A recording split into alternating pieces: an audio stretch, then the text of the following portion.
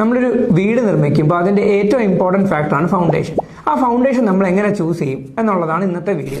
ഒരു സൈറ്റിലെ soil condition അനുസരിച്ചാണ് നമ്മൾ ഫൗണ്ടേഷൻ ഡിസൈഡ് ചെയ്യുന്നത്. അതിപ്പോൾ ഒരു 2 നില വീടാണെങ്കിൽ നമുക്കൊരു 2 to 2.5 ഫീറ്റ് ഡെപ്തിൽ ഹാർഡ് സ്ട്രാറ്റ അച്ചീവ് ചെയ്യുന്നുണ്ടെങ്കിൽ നമുക്ക് RR മേസണറി, അതായത് പാറകെട്ട് തന്നെയാണ് ഏറ്റവും ബെസ്റ്റ് ആൻഡ് എക്കണോമിക്കൽ സൊല്യൂഷൻ.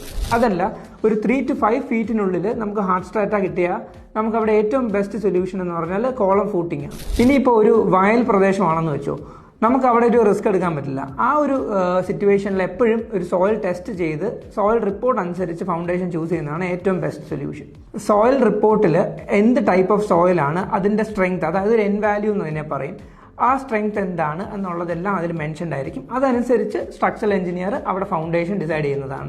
മിക്കപ്പോഴും പൈൽ ഫൗണ്ടേഷൻ ആയിരിക്കും ഒരു വയൽ പ്രദേശത്ത് ആപ്റ്റായ ഒരു സൊല്യൂഷൻ. ഇത് കൂടാതെ വെൽ ഫൗണ്ടേഷൻസ് നമുക്കൊരു സാൻഡി ടൈപ്പ് ഓഫ് സോയിൽ സിറ്റുവേഷനിൽ 6 അടി ഡെപ്തിലൊക്കെ ആണെങ്കിൽ എക്കണോമിക്കലാണ്.